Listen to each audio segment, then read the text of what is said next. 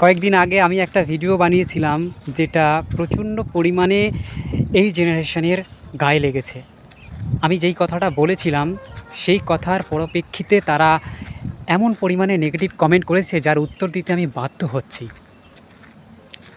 কেউ এমন বলছে যে আমার বাবা মা থাকাকালীনও আমি কাউকে ঢুকতে দেই না, আর এখন তো দূরের কথা। যাই হোক, এরকম কিছু একটা বা খেয়ে দেয়ে আমার টাকায় খেয়ে দেয়ে বাইরে গিয়ে আমার নামে বদনাম করবে। জানি না, এই কথাটা বেশ ওরকম হয়ে গেল। সেই একটা মেয়ে একটা ছেলেকে ধোঁকা দিয়েছে বলে সব মেয়ে খারাপ, বা একটা ছেলে একটা মেয়েকে ধোঁকা দিয়েছে বলে সব ছেলে খারাপ। এরকম ধরনের বাহানা, এই বাহানা কারা দেয় জানিস? শিশুরা, ছোটরা, ওই 17-18 বছরে যখন প্রেম করতাম তখন এরকম বাহানা দিতাম। বাস্তবতা যদি বোঝো, বাস্তবতা যদি মেনে চলো, তাহলে এরকম বাহানা দেওয়ার প্রয়োজনটা পড়ে না। আসলে তোমরা কি বলে, পরিস্থিতি, সিচুয়েশন বোঝো না। ঠিক আছে? একজন কমেন্ট করছে যে দরজা খুলেছে সেটাই তো বড় কথা। একবার ভাবো তো, তোমার মা বাবা সেই সিচুয়েশানে পড়তো, মানে ওই বয়স্ক লোকটার জায়গায় তোমার বাবা মা আছে, এরকম কোনো বাড়িতে গিয়ে অপদস্থ হয়েছে, তোমার ভালো লাগতো? ভালো লাগতো?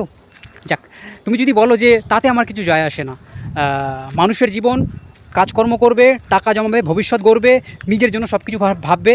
আরে বাবা, সেটা তো একটা সময় অবধি, কিন্তু বৃদ্ধ হয়ে গেলে, বয়স হয়ে গেলে তখন মা বাবাকে কী করবে? কী করবে তখন? বেঁধে রাখবে? হ্যাঁ, ঘরে ওই আমাদের আমরা পালিত পশু যেরকম বিড়াল কুকুর বেঁধে রাখি, হ্যাঁ, খাওয়ালে খাওয়াই, দুটো খাওয়াই, একটু আদর করে দিই, একটু খাওয়াই, ওরকম করবে মা বাবার সাথে? নিশ্চয়ই নয়। তারা বয়স হয়ে গেলে একটু ঘুরে বেড়াবে নানান জায়গায়, আত্মীয় স্বজনের বাড়িতে, সেখানে গিয়ে এরকম অপদস্থ হবে। ভাবো, তোমাদের এই জেনারেশানটা এরকম, তোমাদের পরের জেনারেশান কী অবস্থা হবে?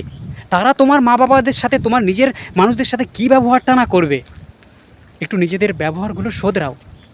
আমার ভিডিওতে অনেক নেগেটিভ কমেন্ট এসেছে, তার থেকেও কিছু পজিটিভ কমেন্টও এসেছে। তার থেকে বড় কথা, অনেক পরিমাণে লাইক এসেছে, যেটা দেখে আমি খুব খুশি। কারণ প্রচুর পরিমাণে মানুষ আমাকে সাপোর্ট করেছে যে আমি কথাগুলো বলছি পয়েন্টের কথা এবং কাজের কথা। ভাই, তোমাদের স্বভাবগুলো একটুখানি শোধরাও, দেখবে পৃথিবীর পরিস্থিতি বদলে যাবে। আর তুমি যদি বলো ওরকম পা চাটা মানুষ আমি হতে চাই না, শির দ্বারা সব সময় সিধে রাখবো, ভাই, তোমার মা বাবা বা তোমাদের আগের জেনারেশন পা চেটে চেটে এই জায়গায় এসেছে বলে তুমি ওই জায়গায় দাঁড়িয়ে এই কথাটা বলতে পারছো যে পা চাটবো না, সিট দ্বারা সবসময় সিধে রাখবো।